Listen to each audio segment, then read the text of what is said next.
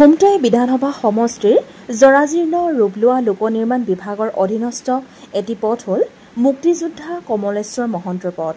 ইছামৰা অঞ্চলৰ বাহৰুৱা মলাইকুমাৰ আৰু দয়ঙীয়া গাঁৱৰ মাজেদি যোৱা এই পথটোৱে দক্ষিণে জনহিতৈষী নগেন বৰুৱা আৰু উত্তৰে সাংবাদিক লক্ষ্মীনাথ ফুকন পথ দুটা সংযোগ কৰিছে।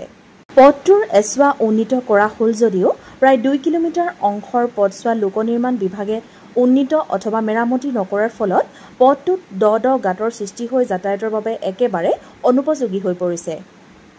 ফলত পথটোৱেদি অহা যোৱা কৰাত ৰাইজ তথা ছাত্ৰ-ছাত্ৰীসকল ভীষণ সমস্যাৰ সন্মুখীন হ'ব লগা হৈছে। ভুক্তভোগী ৰাইজে পথটো শীঘ্ৰে মেৰামতি কৰাৰ দাবী জনাই অহাৰ পিছতো চৰকাৰে গুৰুত্ব প্ৰদান নকৰাত স্থানীয় মহিলাসকলে আজি পথছোৱাৰ ওপৰত ভুই ৰুই এক অভিনৱ প্ৰতিবাদ সাব্যস্ত কৰে।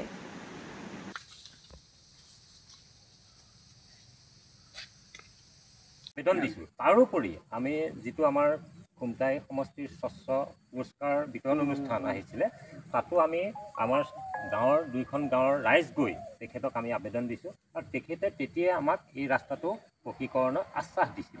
কিন্তু খুব দুখৰ বিষয় যে আজি তাৰিখতো এই ৰাস্তাটো হৈ নুঠিল।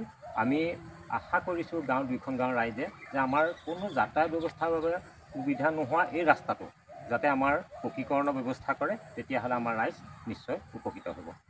যদি দি থাকে তেতিয়া আৰু বিপদ নাযায়, এইপিনে ঘূৰি পকি যাবগৈ লাগে।